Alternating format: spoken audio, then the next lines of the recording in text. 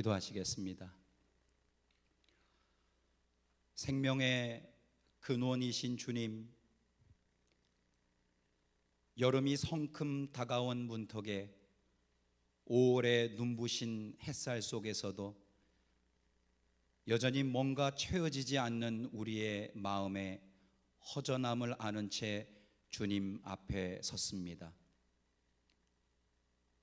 우리가 지금은 이 땅에서 내일을 향해 살아가고 있지만 실상은 잠시 머물다가는 나그네 드림을 잊지 않게 하시고 세상이 주는 소란함 대신 우리의 영혼을 견고케 하시는 진리의 말씀에 우리 마음의 중심을 바로 잡게 하옵소서. 이제 함께 나눌 생명의 말씀이 지친 우리 삶의 힘이 되게 하시고 무거워진 우리의 발걸음이 말씀을 통해 가벼워지는 은총의 시간을 경험하게 하옵소서. 우리 구주 예수 그리스도의 이름으로 기도드립니다. 아멘. 사랑하는 포틀랜드 성결교회 성도 여러분, 오늘은 2026년 부활절기의 마지막 주일이며 또한 예수님의 승천을 기념하는 주일입니다. 우리 주님의 은혜와 평강이 여러분과 여러분 가정에 가득하시기를 축복합니다.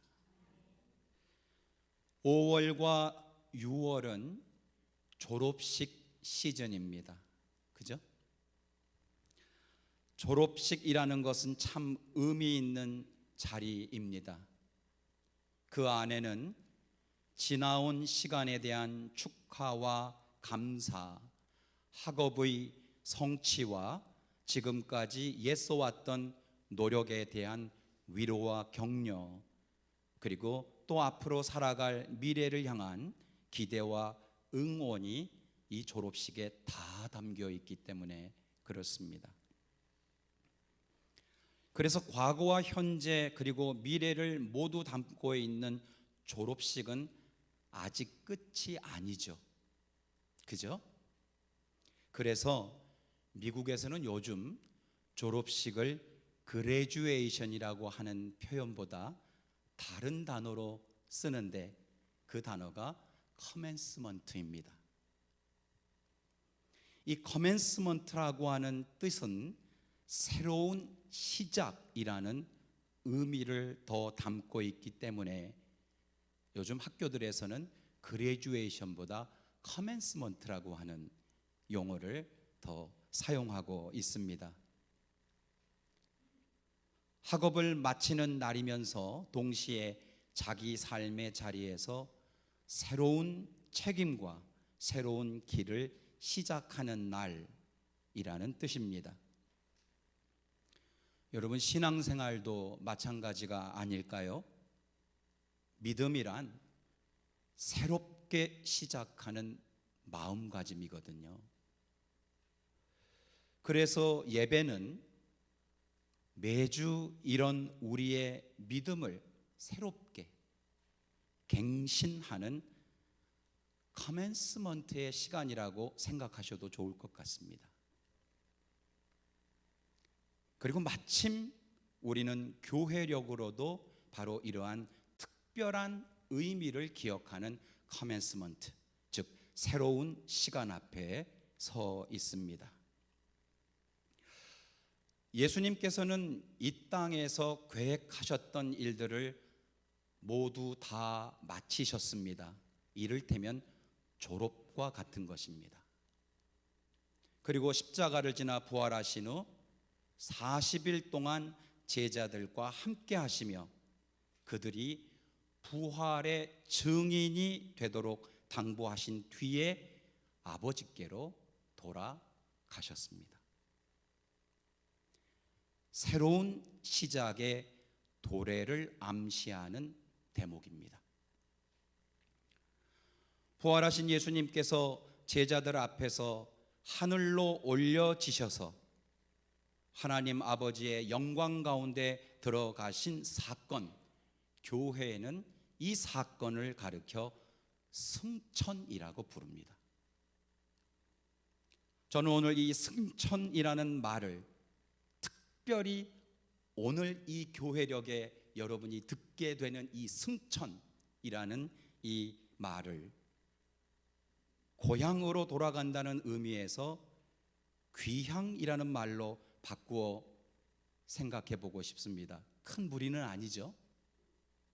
본향으로 돌아가신 귀향의 사건이다. 귀향은 본래 있어야 할 자리로 돌아가는 것입니다. 우리 삶에도 그런 돌아감이 있죠. 사람은 누구나 돌아갈 곳을 마음에 품고 삽니다. 어릴 적 살던 동네를 떠올리기도 하고 부모님의 품을 다시 돌아가고 싶은 곳으로 그리워하기도 합니다. 어떤 분은 고향집 부엌에서 어머니가 끓여주시던 그 비계에 많던 돼지고기 들어간 김치찌개 그 한 그릇이 돌아가고 싶은 삶의 냄새라고 저에게 말씀하신 적도 있었습니다.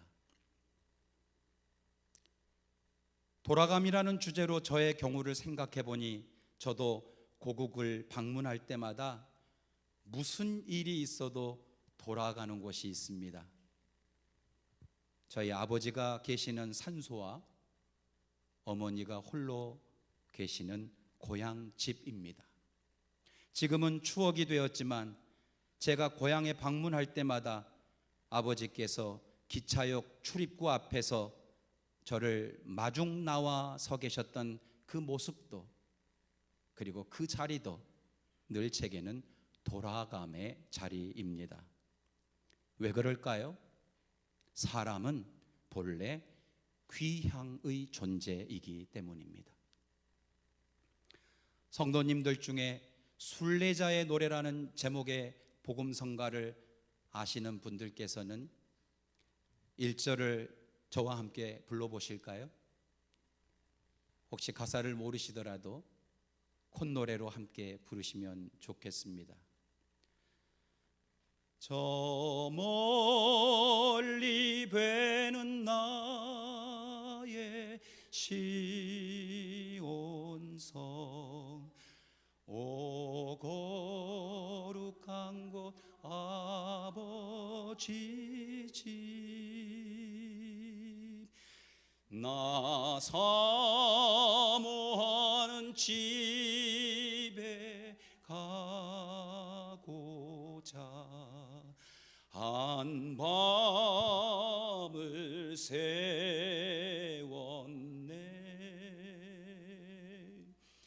저 망망한 바다 위에 이 몸이 상할지라도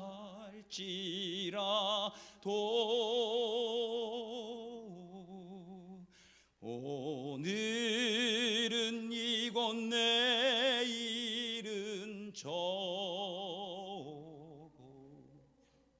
주 복음 전하리.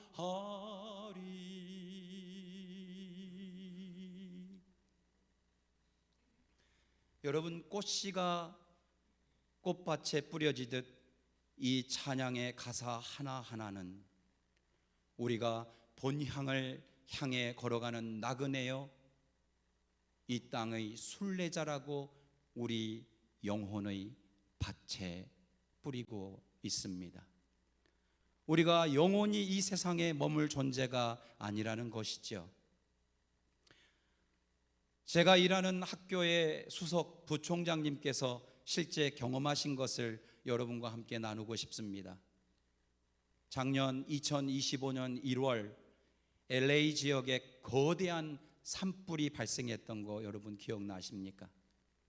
산타아나 강풍이 시속 100마일 킬로미터로 계산해 보니 시속 160km에 가까운 그런 강한 속도로 불어닥치며 기록을 보니 16,000채의 이상의 집들이 전소되었고 당시에 약 18만 명 이상의 사람들이 한순간에 삶의 터전을 떠나야 했습니다. 작년 일이에요. 파사다나에 거주하셨던 부총장님도 새벽에 갑작스럽게 대피 문자를 받고 사모님을 깨워 황급히 집을 나서야 했다고 합니다. 급하게 여행 가방 2개를 꺼내 부총장님과 사모님이 당장 가지고 가야 할 짐들을 트렁크에 싣는데 어쩌면 집이 전소되어 돌아올 수 없을지도 모른다는 탄식, 그리고 그 두려움 속에서 그 조그만 여행 가방에 무엇을 챙겨야 할지, 언제 돌아올지 순간 앞이 하얘지셨다고 합니다. 평생 연구하면서 모아왔던 책들도 많았고 아끼던 물건이 얼마나 많았겠습니까? 값비싸고 소중하게 여겼던 것들도 참 많았는데 막상 준비할 겨를도 없이 충분치 않은 생명의 위기 앞에서는 그것들이 아무런 소용도 없더라는 것입니다. 그때 이 급박한 대피 상황 중에 차 뒤 트렁크 앞에서 무엇을 담아야 할지 망설이고 있던 부총장님의 마음 깊은 곳에서 이런 음성이 들렸고 부총장님은 그 음성이 자신의 음성이 아니라 주님의 음성으로 이해하였다고 하셨습니다. 결국 가져갈 수 있는 것이 많지 않지 않는가? 도대체 나는 이 땅에서 지금 무슨 생각을 하고 무엇을 하며 살고 있단 말인가?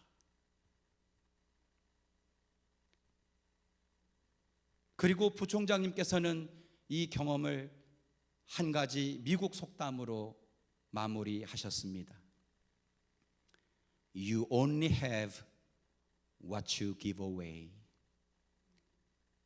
You only have what you give away.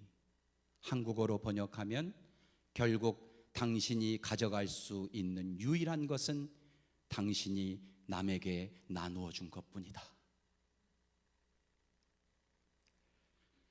이 고백은 단순한 미국 영어의 격언이 아니라 그 이후에 부총장님으로 삶으로 나타나셨는데 다행스럽게도 대피 이후에 여느 때와 같은 일상으로 돌아가신 부총장님 내부는 이전보다 더 많은 것을 나누고 더 풍성하게 기부하며 현재 살아가고 계십니다.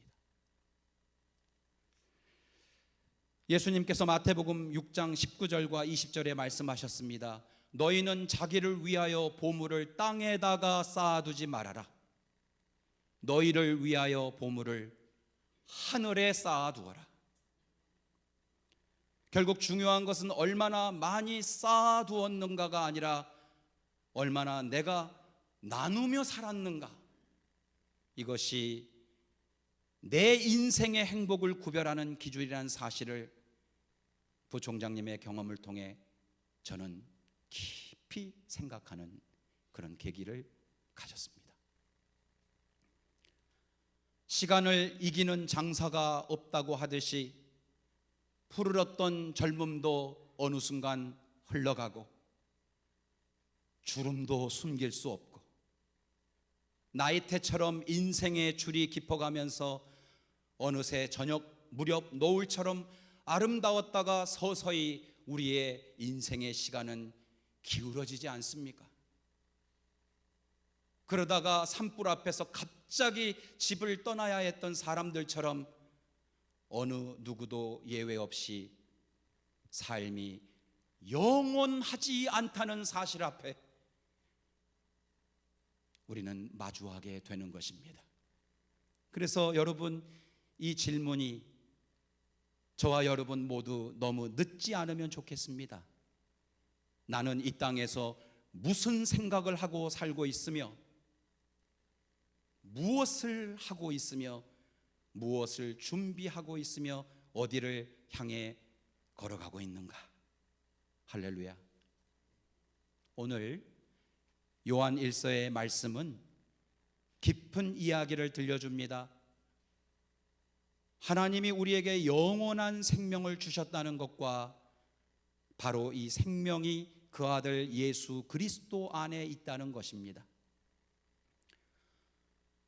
여러분, 영원한 생명이라고 하면 쉽게 영원한 시간을 먼저 떠올립니다.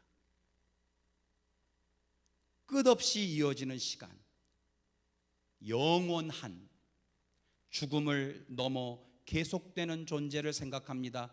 그런데 오늘 본문이 말하는 영원한 시간은 그런 시간의 확장이 아니라 하나님과의 관계 안에 들어가는 삶을 의미합니다. 예수 그리스도 안에서 거한다는 것이 곧 영원한 생명이라는 것입니다. 그러므로 영원한 생명은 죽음 이후에만 시작되는 미래의 시간이 아니고 지금 여기에서 하나님과 함께 시작되는 현재의 시간으로서의 영원한 생명입니다.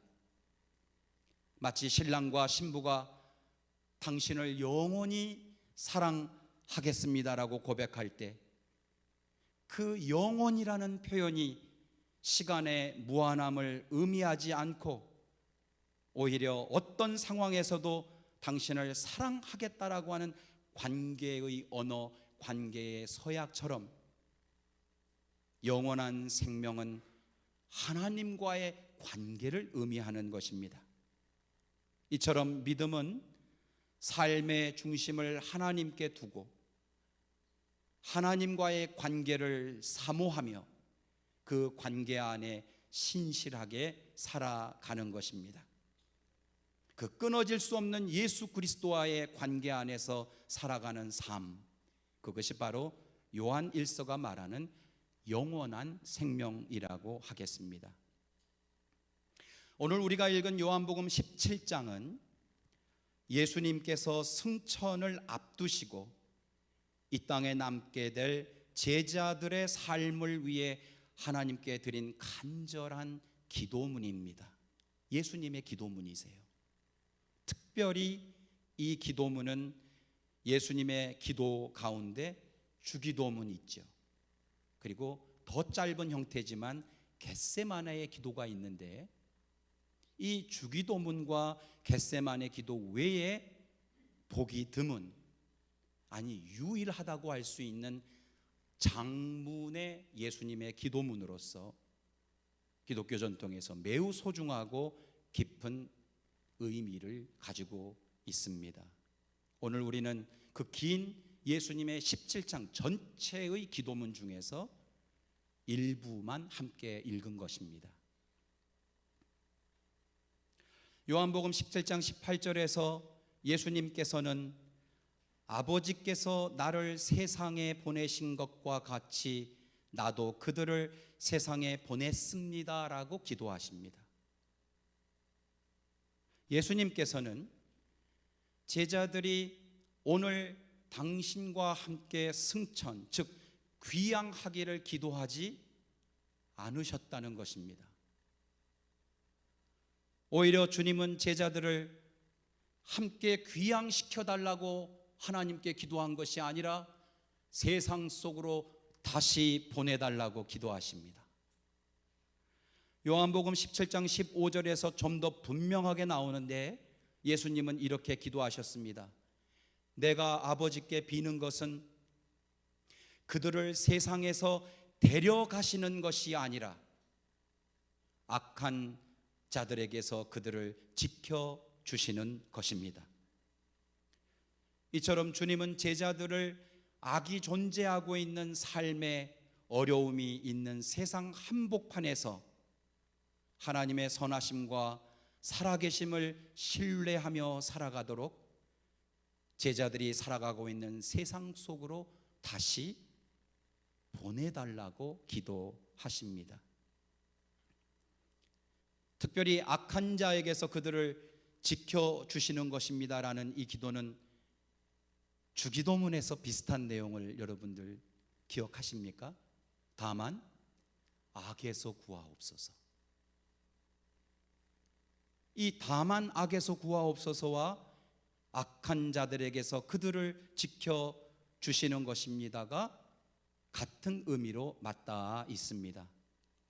이것은 단순히 고난을 피하게 해달라는 기도가 아니라 악한 현실을 마주하더라도, 악한 자들이 제자들을 괴롭히더라도 제자들의 마음이 무너지지 않게 해 주시옵소서. 그 어떠한 환경 속에서도 제자들의 믿음이 꺾이지 않게 해 주시옵소서. 그 어떤 어려운 상황 때문에라도 제가 제자들에게 보여줬던 그 사랑을 포기하지 않게 해달라고 하는 예수님이 하나님께 드리는 간절한 기도문입니다. 이 기도를 통해 우리는 알게 됩니다. 제자들을 위해 기도하셨던 것처럼 주님은 저와 여러분이 이 땅에 살면서 한 번도 흔들리지 않는 완벽한 사람이 되기를 바라시는 것이 아니라 흔들리는 순간에도 끝내 하나님과의 관계를 놓지 않는 믿음의 뿌리가 단단한 성도들, 교회가 되기를 예수님이 기도하고 계신다는 말입니다. 예수님의 삶을 보면 주님은 사람들의 마음이 가장 무너지고 삶이 가장 힘겨운 자리로 직접 찾아가셨습니다. 예수님은 아픈 사람, 소외된 사람, 눈물 흘리는 사람들과 함께 하시며 하나님의 나라를 가르치셨습니다. 그리고 주님은 제자들처럼 오늘 우리도 그 자리로 보내시는 것입니다. 상처 입은 사람 곁으로, 외로운 사람 곁으로, 아픔을 품고 살아가는 이웃 곁으로 우리를 보내십니다. 그러니 저와 여러분이 왜 지금 이 자리에 있는지 다시 생각하게 됩니다. 하나님께서 우리를 보내신 것은 복음을 전하며 아픈 사람을 돌아보고 어려운 이웃을 외면하지 않고 할 수 있는 만큼 나누며 깨어진 관계를 다시 회복하며 살아가게 하심이 위함이 아니겠습니까? 17절에서 예수님은 제자들을 위해 이렇게 기도하셨습니다. 진리로 그들을 거룩하게 하여 주십시오. 아버지의 말씀은 진리입니다. 주님께서는 흔들릴지도 모를 제자들의 발 밑에 단단한 뿌리가 되어줄 힘이 바로 진리, 곧 하나님의 말씀이라고 기도하십니다. 여러분, 에스라서 7장 10절에는 에스라는 주님의 율법을 깊이 연구하고 지켰으며 또한 이스라엘 사람들에게 율례와 규례를 가르치는 일에 헌신하였다라고 기록되어 있는데, 이 말씀처럼 저와 여러분의 삶이 에스라처럼 말씀을 배우고 준행하며 가르치는 일에 헌신하는 성도가 되시기를 축복합니다. 성경에서 말하는 거룩이란 단순히 깨끗하거나 흠이 없거나 완벽하거나 종교적인 상태를 의미하지 않습니다. 하나님께 속한 삶, 예수님의 마음을 따라 살아가는 삶이 거룩한 삶입니다. 그래서 거룩은 세상과 단절되는 것이 아닙니다. 세상에 속해 있지 않으나 세상과 벽을 쌓고 사는 것이 아닙니다. 세상과 담을 쌓고 살아가는 것도 아닙니다. 사람들과 부대끼며 살아가고 삶의 자리에서 열심히 일하면서도 말씀 안에서 하나님과의 관계가 끊어지지 않고 예수님의 말씀을 마음을 잃지 않도록 힘쓰며 살아가는 것이 거룩한 삶입니다. 말씀 안에서 살아가는 사람들의 삶에 이런 거룩한 모습이 나타나는 것입니다. 힘들었을 사람의 마음을 헤아려 주는 것, 속으로 울고 있는 이의 눈물을 닦아주며 따뜻한 말 한마디를 아끼지 않는 삶입니다. 어쩌면 바로 이러한 모습이 말씀을 묵상하고 말씀을 소중히 여기며 살아가는 성도의 삶 속에서 빚어져가는 거룩인지도 모르겠습니다.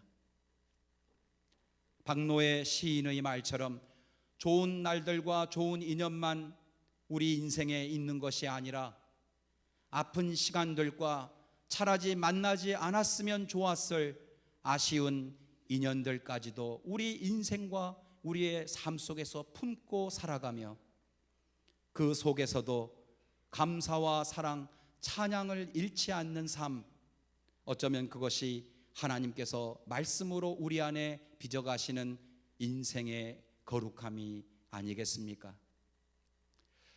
무엇보다도 가정의 달을 생각해 볼 때 우리가 때로 가장 가까운 사람들에게 오히려 따뜻한 말이나 사랑 표현에 무심할 때가 많다는 것입니다. 밖에서는 상냥하고 그렇게 천사 같을 수가 없어요.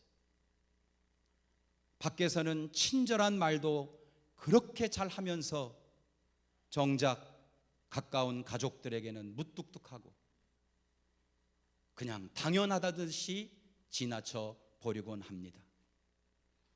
그러나 하나님께서는 우리에게 맡기신 가장 가까운 이웃을 가족으로 주신 것입니다.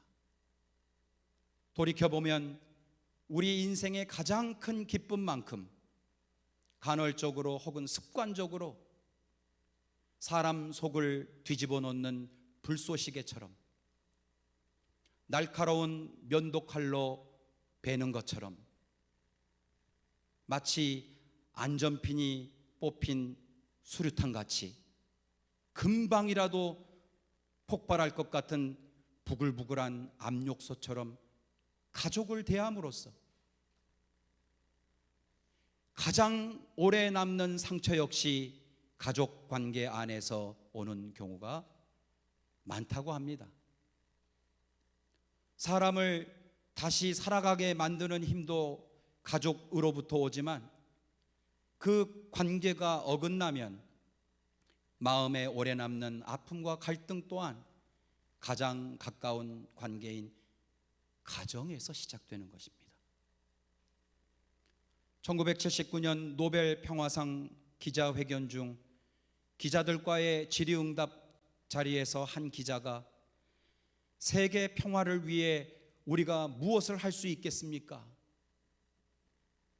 세계 평화를 위해 우리가 무엇을 할 수 있겠습니까? 라고 한 기자가 묻자 마더 테레사 수녀님께서 이렇게 대답하셨다고 합니다.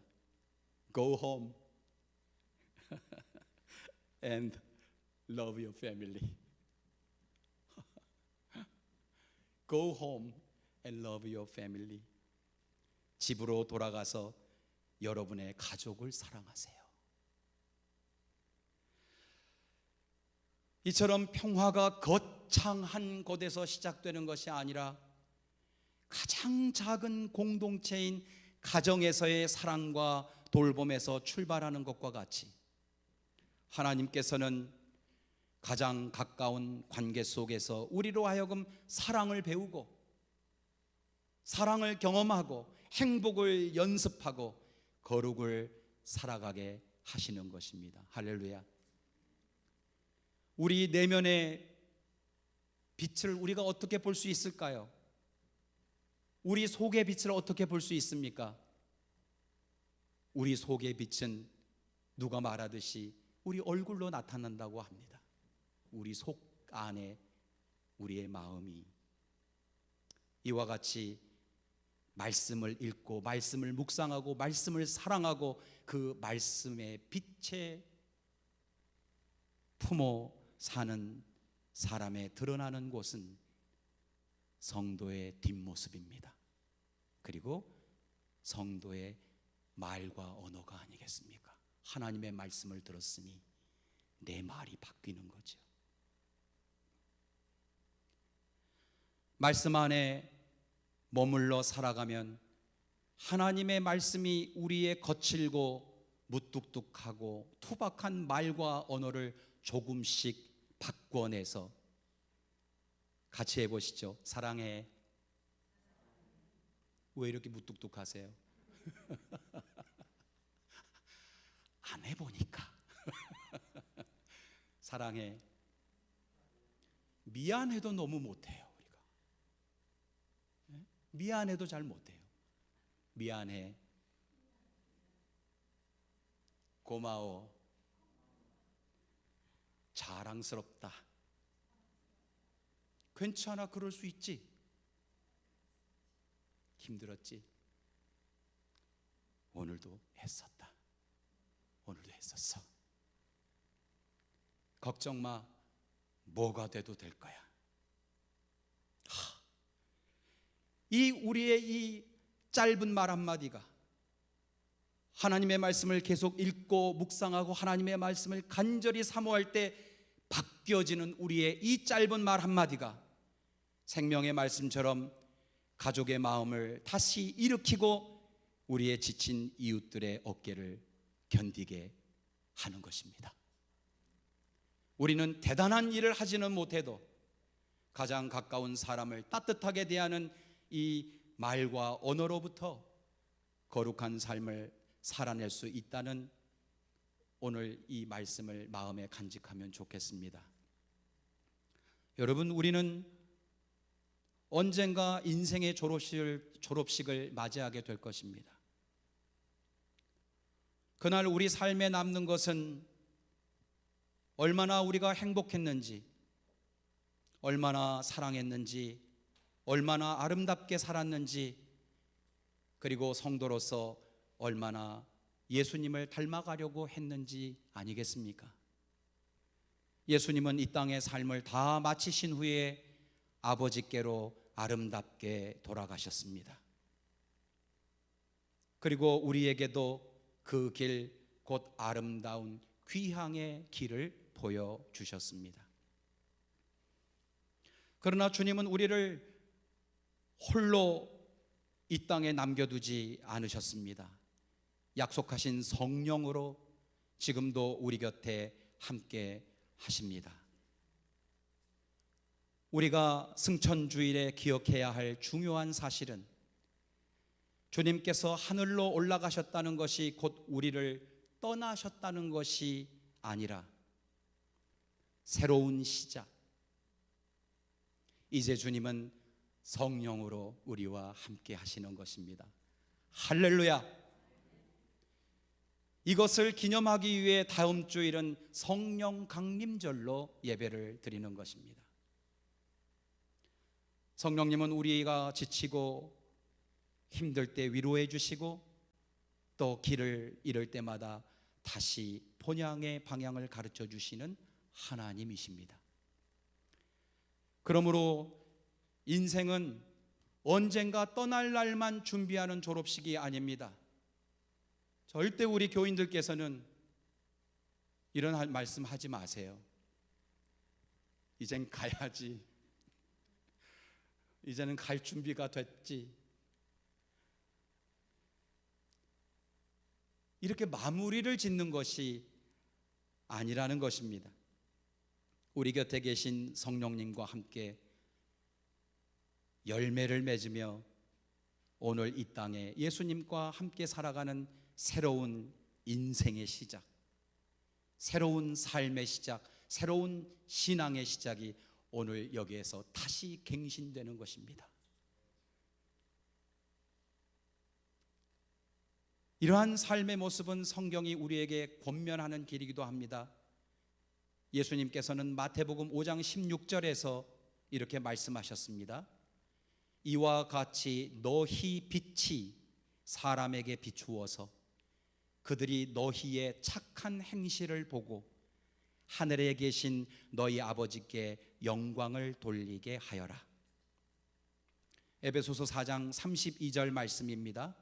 서로 친절히 대하며 불쌍히 여기며 하나님께서 그리스도 안에서 여러분을 용서하신 것과 같이 서로 용서하십시오. 말씀을 마치겠습니다. 사랑하는 여러분, 몸이 건강할 때는 수많은 걱정에 휩싸이죠. 몸이 건강하니까 할 게 많잖아요. 그런데 정작 몸이 아프면 걱정이 딱 하나로 줄어든답니다. 하나만 걱정한답니다. 무엇일까요? 건강해지는 거예요. 그 많은 염려와 걱정이 건강을 잃어버리는 순간 오로지 하나로만 집중된답니다. 건강해야지. 본향으로 돌아간다는 것을 아는 성도, 귀향이 있다는 것을 아는 성도는 오늘을 복잡하게 살지 않습니다. 모든 걱정과 불안과 근심과 염려는 딱 하나로 줄어듭니다. 어떻게 하면 아름답게 돌아갈까? 할렐루야. 우리는 언젠가 귀향합니다. 돌아갈 겁니다. 이 귀향하는 날, 주님, 이제 귀향합니다. 행복하게 아름답게 잘 살다 돌아갑니다. 감사합니다. 이렇게 고백하는 저와 여러분이 되시기를 축복합니다. 저는 오늘 여선교회가 한 특성이 이번 한 주 내내 제 영혼을 울릴 것 같습니다. 지금도 여러분들의 그 찬양 소리가 제 귓가에 맴돕니다. 당신의 섬김이, 여러분의 믿음이, 여러분의 겸손이, 여러분의 충성이, 여러분의 헌신이, 여러분의 사랑이, 여러분의 순종이, 여러분의 찬송과 기도가 천사가 흠모할 것과 같은 그 아름다운 모습으로 천국에서 해같이 빛나기를 축복합니다. 예수님의 승천을 기억하고 기념하는 이 부활절기 마지막 주일을 살아가는 우리 모두의 삶 가운데 오늘 나눈 이 아름다운 귀향의 은혜가 함께 하시기를 우리 주님의 이름으로 축복합니다. 기도하시겠습니다.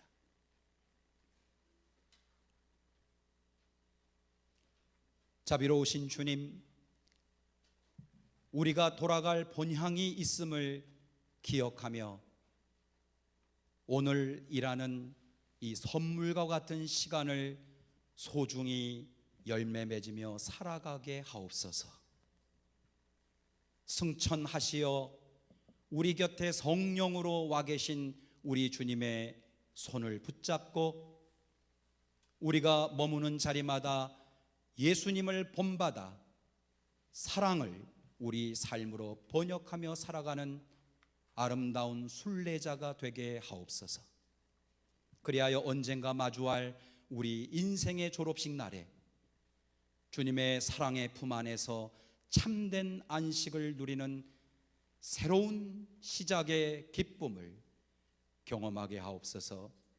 사랑하는 우리 구주 예수 그리스도의 이름으로 기도드립니다. 아멘. 우리 시간 다 같이 자리에서 일어서셔서 오직 믿음으로 찬양드리고 우리 목사님의 봉헌기도와 축도로 예배를 마치도록 하겠습니다.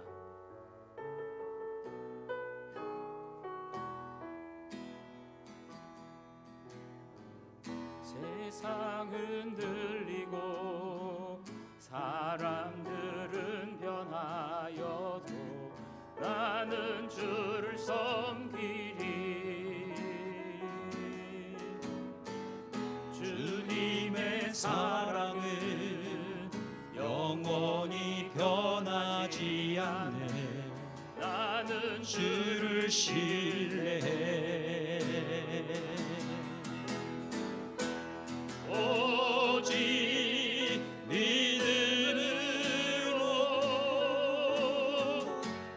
믿음으로 내가 살리라.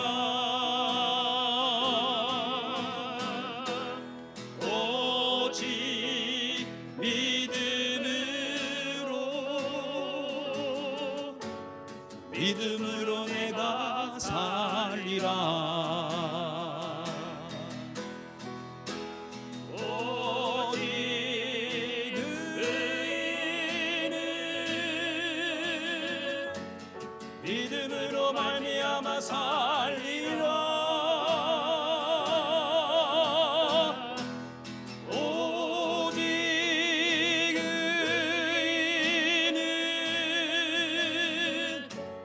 믿음으로 말미암아 살리라.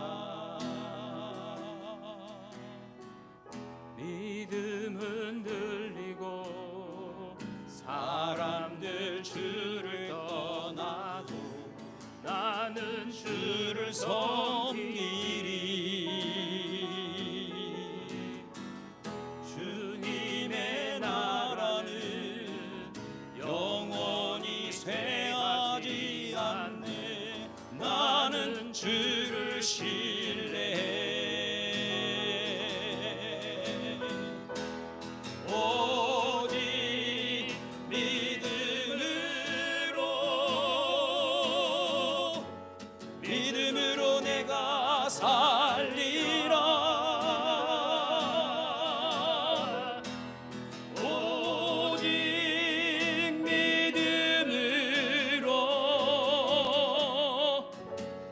믿음으로 내가 살리라. 오직 의인은 믿음으로 말미암아 살리라. 오직 의인은 믿음으로 말미암아 살리라.